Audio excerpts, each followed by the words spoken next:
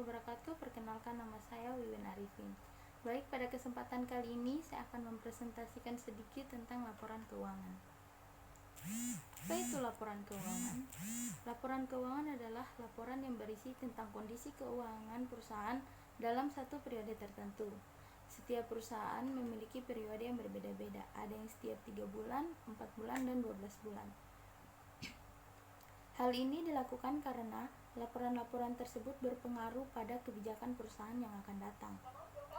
Menurut standar akuntansi keuangan yang berlaku di Indonesia, laporan keuangan perusahaan yang lengkap terdiri dari 5 jenis yang memiliki tujuan yang berbeda-beda. Yang pertama, laporan laba rugi. Yang kedua, laporan perubahan ekuitas.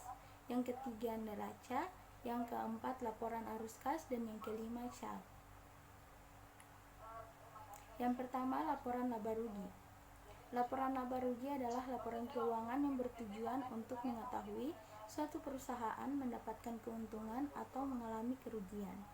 Penyelesaiannya di sini sudah saya berikan salah satu contoh dari jurnal laporan laba rugi. Untuk penyelesaiannya, pendapatan dikurangi total beban. Semua beban kita jumlahkan lalu kita kurangi dengan pendapatan. Jika pendapatan melebihi beban, itu tandanya perusahaan mendapatkan keuntungan.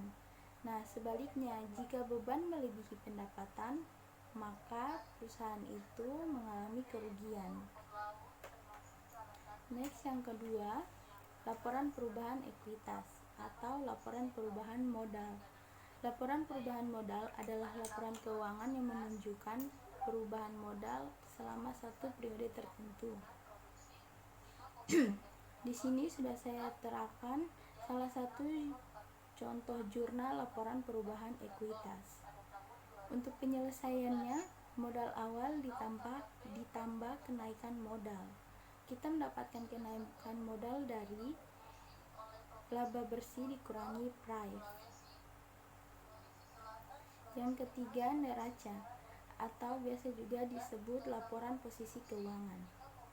Neraca adalah laporan keuangan yang bertujuan untuk mengetahui informasi keuangan dalam satu periode. Kalian masih ingat kan sama persamaan akuntansi, aset sama dengan kewajiban ditambah modal. Ini sudah ada salah satu contoh jurnal dari neraca. Di kotak yang di sebelah sini ada aktiva lancar atau aset. Aset sendiri terbagi menjadi dua, ada aset lancar dan aset tetap. Semua aset kita jumlahkan.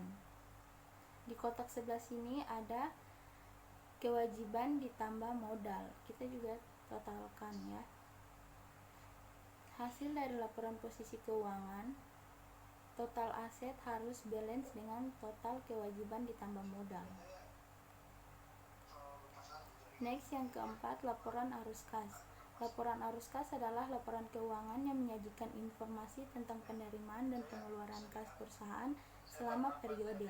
Laporan arus kas ini bertujuan untuk menggambarkan jumlah kas yang diterima atau arus kas bersih. Ini adalah salah satu contoh dari jurnal arus kas. Arus kas masuk kita jumlahkan semua. Arus kas keluar juga kita jumlahkan semua. Nah, total dari arus kas masuk kita kurangi dengan total arus kas bersih. Di situ kita akan mengetahui arus kas bersih yang akan kita terima. Next, yang kelima, CAL. Catatan atas laporan keuangan. Merupakan laporan yang berkaitan dengan laporan keuangan yang telah disajikan.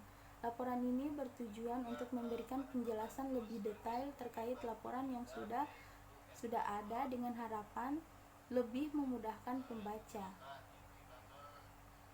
untuk memahaminya. Ini adalah salah satu contoh CAL, catatan atas laporan keuangan. Sekian dari presentasi saya. Semoga bermanfaat untuk kita semua. Dan terima kasih. Saya akhiri. Wassalamualaikum warahmatullahi wabarakatuh.